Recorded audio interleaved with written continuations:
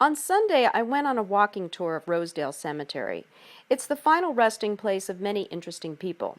The black tennis pioneer Althea Gibson is buried there, under her husband's marker. So is the famous architect Charles McKim, plus Napoleon Stetson of Stetson hat fame. We ended with a charming cemetery picnic, sitting on tombstones and eating pizza from Star Tavern. But the most interesting story, as it turned out, was the grave belonging to bicyclist Frank Louis Kramer, who was the Lance Armstrong of the early 20th century. And not so much because of Kramer, but because of Gary Sanderson, who's a nut for old bicycles and who attended the tour just to see Kramer's grave. He was a fantastic cyclist and lived on and cycled way into his 30s, which was unheard of at the time. So I had to come today just to see this gravesite once I learned that the gravesite was here in this cemetery. They talk about the Newark Velodrome. Young couples, when they were going out for the evening, they would, if the tickets were all sold out for the Velodrome, then they would go to a baseball game maybe.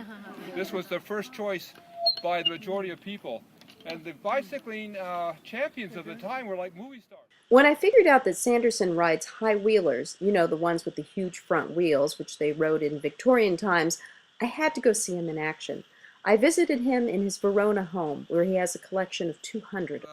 Really enamored of this bicycle because it helps me think about what the life was like back in the Victorian times, the 1880s, 1890s, when there were no cars, no television. The bicycle was so important.